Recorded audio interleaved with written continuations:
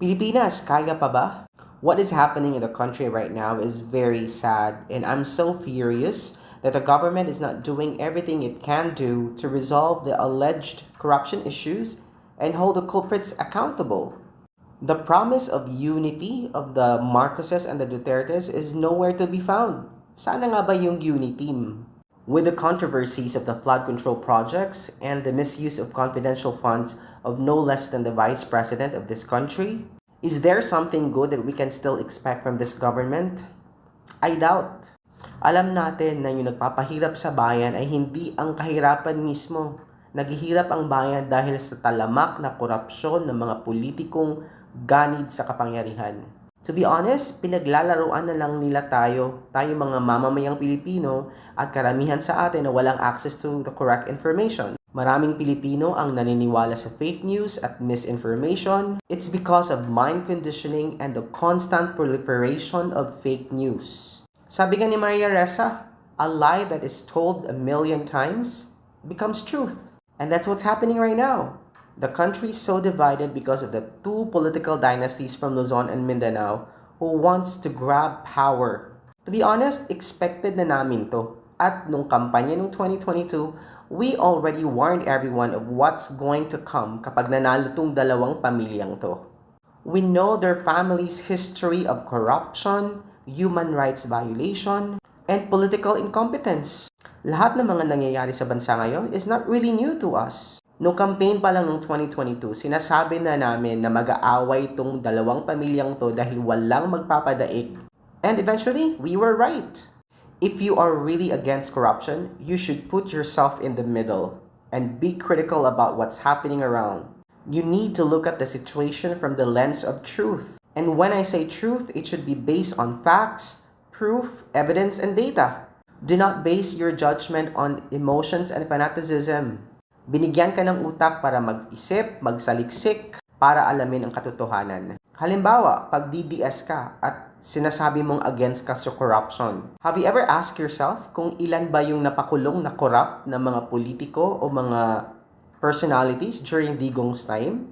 Meron ba? As far as I remember, instead of jailing corrupt individuals and politicians, siya pa mismo yung nagbigay ng amnesty at pinalabas yung mga yun. Remember the issues about the family pharmaceutical scandal of the Department of Health? The Bureau of Immigration's Pastilla scam, which is related to the syndicates of Pogo? The alleged corruption on the Build program during Digong's time na siya mismo yung nagsabi na talamak ang ghost project sa DPWH.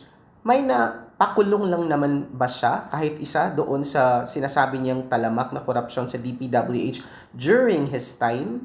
Why not ask yourself those questions and be critical with your judgment? Kung may mahanap kang sagot, then good. Pero kung wala, baka pwedeng mag-isip ka na.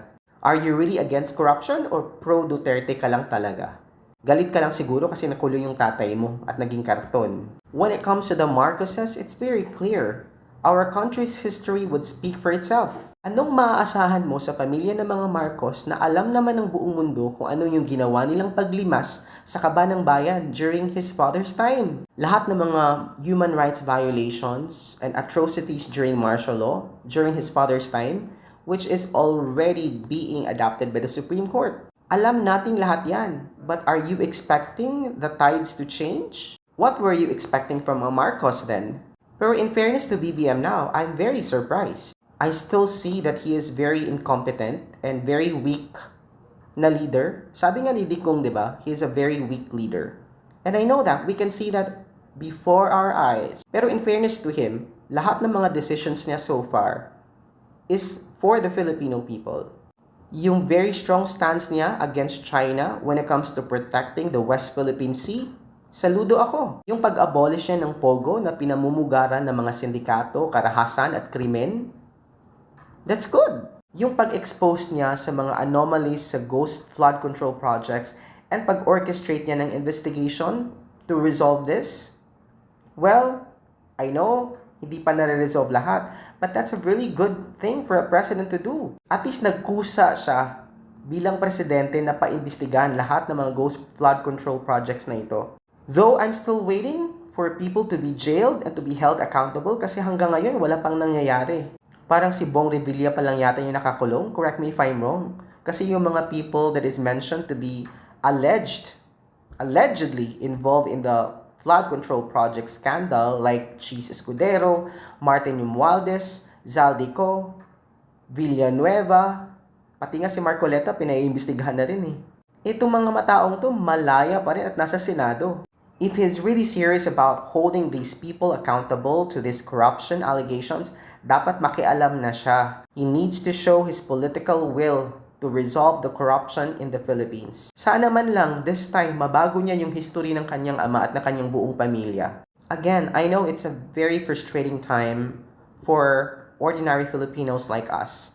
Lalong-lalo na yung mga manggagawang Pilipino, yung mga workers na nagbabayad ng tamang buwis. We feel that kasi every time we receive our paycheck, nasasayangan tayo sa amount na binibigay natin sa gobyerno tapos kinukurap lang. So this time, I would encourage everyone to be very critical about this whole situation. Dig deeper into your conscience. Magmasid, makialam. May feel na wala na tayong pag-asa? Actually, no. Meron pa. Kailangan lang nating ipaalam sa mga politikong ito na hindi na tayo mauuto. We know the truth. We know the facts. We know the real situation. The next time that we will be given the power to choose our leaders, we will choose wisely. Kaya mga kababayan, don't lose hope. Hope is endless.